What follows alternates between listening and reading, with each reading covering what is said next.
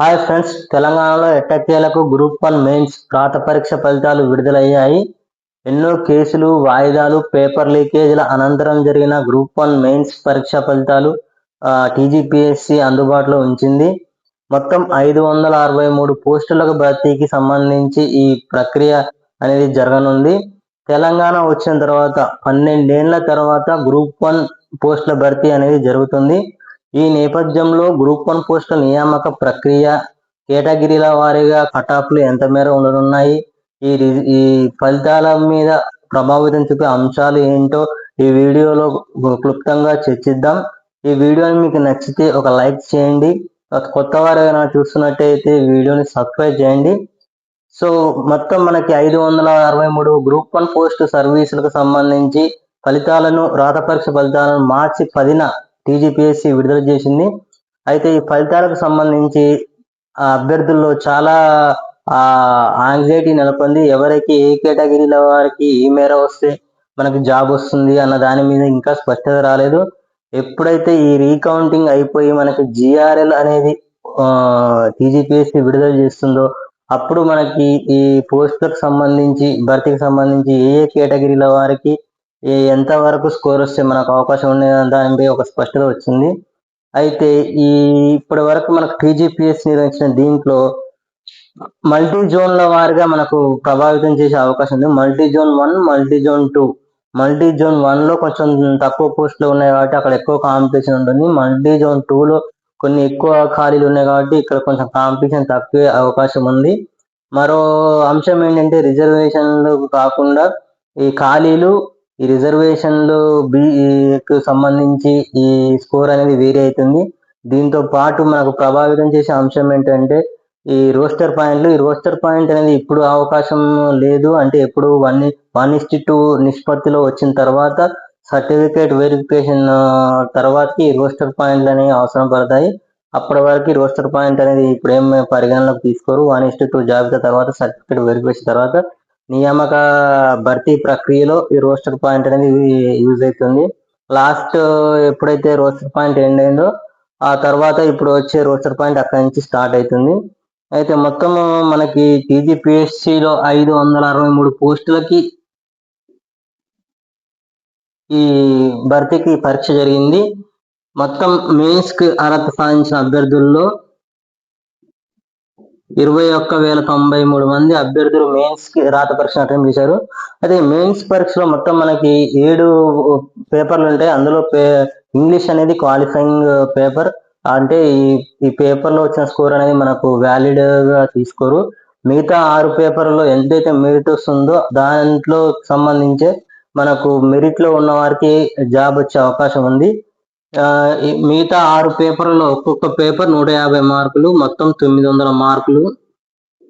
దీనికి సంబంధించి 900 మార్కుల్లో ఎవరికైతే ఎక్కువ మెరిట్ ఉంటుందో వాళ్ళకి జాబ్ వచ్చే అవకాశం ఉంది. అయితే ఇక్కడ మనకి ఓపెన్ కేటగిరీ, ఫస్ట్ మనం ఓపెన్ కేటగిరీ గురించి డిస్కస్ చేద్దాం. ఓపెన్ కేటగిరీలో మనకు 50% రిజర్వేషన్ ఉంది.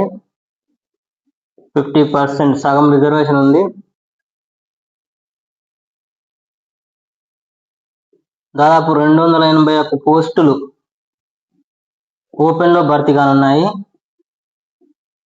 అయితే ఈ ఓపెన్ పోస్టులకు సంబంధించి మనకి కట్ ఆఫ్ వచ్చేసరికి ఓపెన్ కేటగిరీలో 430+, 430+ ఉండే అవకాశం ఉంది.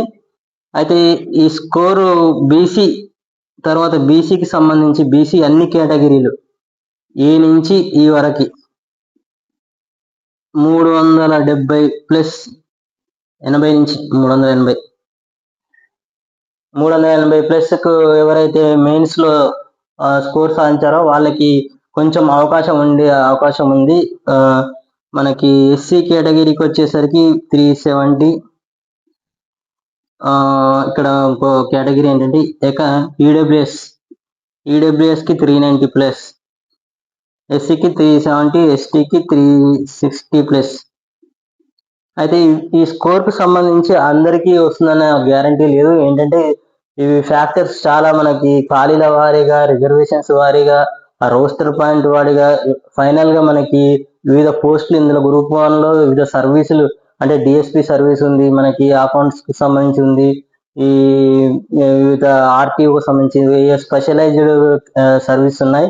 ఇవన్నీ భర్తీలకు పోను సమీకరణాలు అనేవి అన్ని మారుతా ఉంటాయి. లాస్ట్ కి మనకు 1:2 జాబితా వచ్చే వరకు ఈ ఎవరికి పోస్ట్ వస్తుంది అనేది నికరంగా మనం చెప్పలేము. అయితే ఇది ఒక అంచనా మనకి యూజ్ అవుతుంది. ఈ స్కోర్ ఉన్న వాళ్ళు ఆశలు అనేవి సజీవంగా పెట్టుకుంటేందుకు యూజ్ అవుతుంది. అయితే ప్రధానంగా ఇప్పుడు మనకు ఈ పోస్టుల భర్తీలో మనకు కొన్ని ఆరోపణలు ఎక్కువ అనిపిస్తున్నాయి. ఏంటంటే బీసీ సంఘాలు ఏమని వాదిస్తున్నాయంటే ప్రధానంగా ఓపెన్ కేటగిరీలో ఎక్కువగా ఉన్నత వర్గాలకే లబ్ధి వచ్చింది, ఎక్కువ ఉన్నత వర్గాలకే స్కోర్ వచ్చింది. ఇందులో ఏదో అవకతవకలు జరిగాయి. దాదాపు ఒక్కో గ్రూప్ 1 పోస్ట్ ని 10 కోట్లకు అమ్ముకున్నట్టు వాళ్ళు ఆరోపిస్తున్నారు. ఇది కాకుండా ఇంకో అన్యాయం ఏం జరిగింది వాదిస్తారు అంటే ఎక్కువ అభ్యర్థులు ఇంగ్లీష్ మీడియం, తెలుగు మీడియం ఈ అంశానికి సంబంధించి కొన్ని పేపర్లు general essay, science and technology, Telangana movement ఈ 3 పేపర్లలో